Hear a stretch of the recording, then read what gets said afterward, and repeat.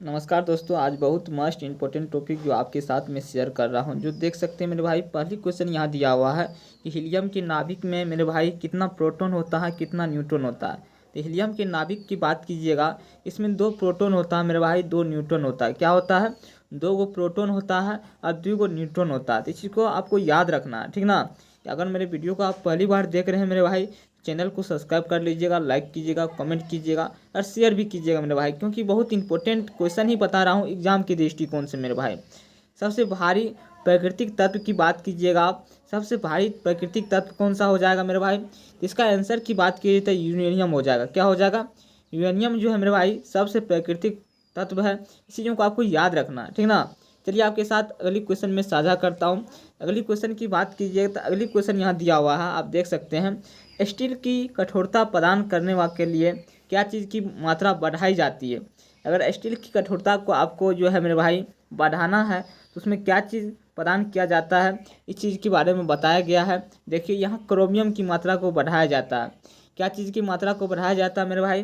Chromium की मात्रा को बढ़ाया जाता है। इस चीज़ों को आपको ध्यान में रखना होगा, ठीक ना।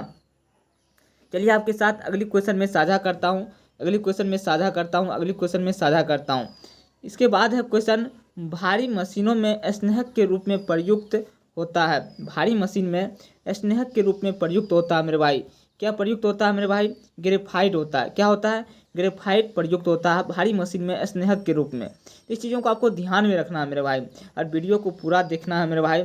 अगर पहली बार मेरे वीडियो को देख रहे हैं तो अभी तक अगर चैनल को सब्सक्राइब नहीं किए हैं, चैनल को सब्सक्राइब कर लीजिएगा, लाइक कीजिएगा, शेयर कीजिएगा वीडियो को, ठीक ना। चलिए आपके साथ अगली क्वेश्चन में साझा करता हूँ। अगली क्वेश्चन की बात करूँ तो यहाँ अगली क्वेश्चन क्या दिया हुआ है?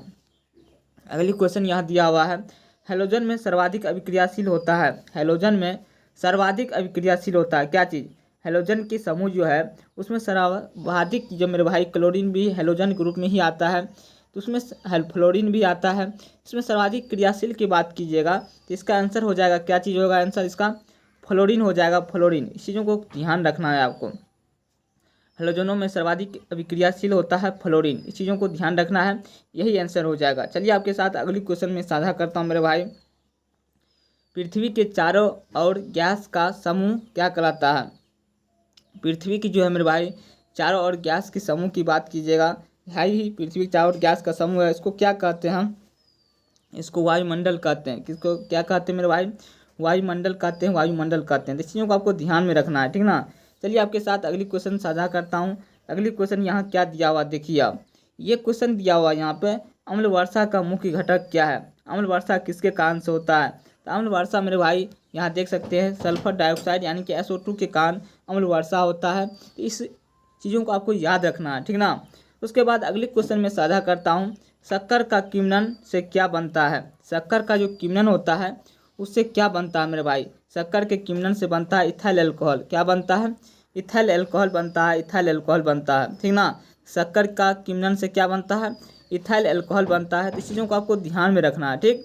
चलिए आपके साथ अगली क्वेश्चन में साझा करता हूँ। अगली क्वेश्चन क्या है, जीव विकास को सबसे पहले किसने समझाया था?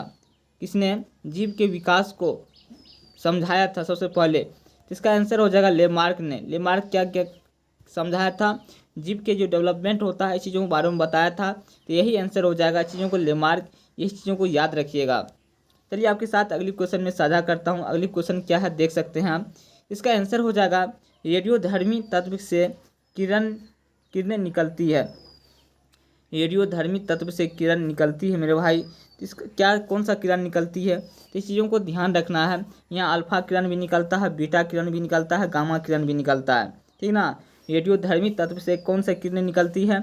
अल्फा, बीटा और गामा, 3 प्रकार की किरण निकलती है। इस चीज़ों को आपको दिमाग में रखना है, ये भी क्वेश्चन पूछा जाता है, ठीक ना। 3 प्रकार की किरण, ठीक। उसके बाद है, हल्दी के पौधे खाने वाले लायक क्या कहलाता है? हल्दी के पौधे के जो आप खाते हैं तो खाने वाले भाग को क्या कहते हैं? इसको कहते हैं परकंद। क्या कहते हैं? हल्दी के खाने वाले भाग को परकंद कहते हैं। चीज़ों को ध्यान रखना है। चलिए आपके साथ अगली क्वेश्चन में साझा करता हूँ। ये भी क्वेश्चन बहुत इंपॉर्टेंट ज़बरदस्त क्वेश्चन है मेरे भाई। रक्त में लाल रंग किसके कारण से होता है? तो रक्त में लाल रंग की बात कीजिएगा, और ये किसके कारण से होता है? ये हेमोग्लोबिन के कारण होता है मेरे भाई। हेमोग्लोबिन नामक प्रोटीन के कारण जो है रक्त का रंग लाल होता है। इस चीज़ों को आपको ध्यान में रखना है। बहुत ज़बरदस्त और मस्त क्वेश्चन है मेरे भाई।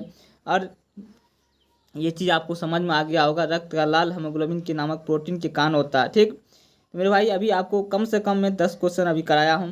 इस चीज़ों को आपको ज़रूर ध्यान में रखना है और प्रीवियस क्वेश्चन ही कराया हूँ मैं। इसलिए अगर अभी तक चैनल को सब्सक्राइब नहीं किए हैं, चैनल को सब्सक्राइब करके लाइक और कमेंट जरूर कीजिएगा। अगली वीडियो में क्या चीज़ पे लेकर आऊँ, यहीं पर वाणी को विराम करता हूँ। जय हिंद, जय भारत।